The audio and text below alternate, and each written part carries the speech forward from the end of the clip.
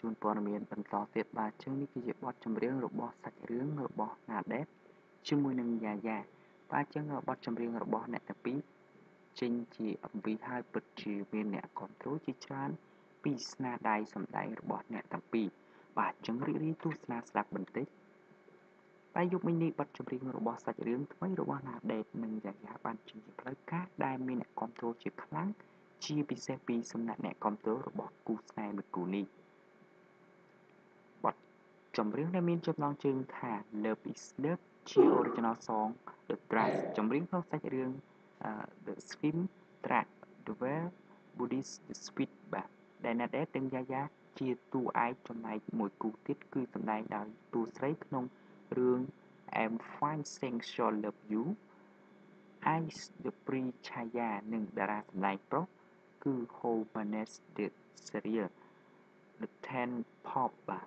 ចឹងយើងបានស្គាល់គឺជាតារាដែលពិតជាគួរឲ្យស្រឡាញ់មែនទាំងមុខមាត់និងសម្រស់របស់អ្នកទាំង4ពិតជាសរសើរមែន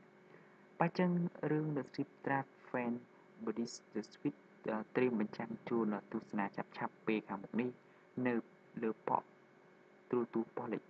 3ដែលរឿងនេះផងដែលធ្លាប់ថតម្ដងរួចក្នុងអំឡុងឆ្នាំ2002បាទចឹងកុំឲ្យខាតពេលយូរចឹងខ្ញុំនឹងផ្លេជូនបងប្អូនដែលជាអ្នកតាមដានស្ដាប់នៃបទចម្រៀងមួយនេះបាទតើពីរោះយ៉ាងណាសម្រាប់អត្ថន័យមួយដែលមានអ្នកចូលមើលរាប់លាន view បាទសូមជឿស្ដាប់បាទរងចាំតិចដោយសារតែប្រព័ន្ធអ៊ីនធឺណិតខ្ញុំបាទ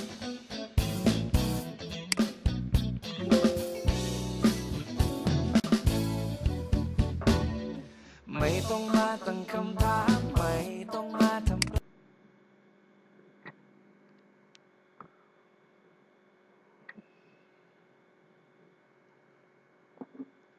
បាទសូមអធិស្ឋានសម្រាប់ការតាមដាននៃវីដេអូមួយនេះបាទរងចាំតិចសិនបាទ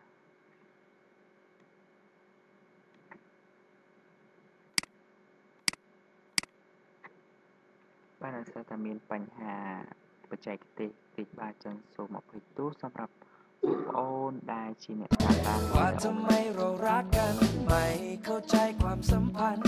ฉันรู้เพียงคำเดียวรักเธอมันបាទចឹងខ្ញុំសូមបញ្ចប់រឿងមួយនេះបាទចឹងចូលរួមមក like Subscribe ដើម្បីไม่มีนิยามว่า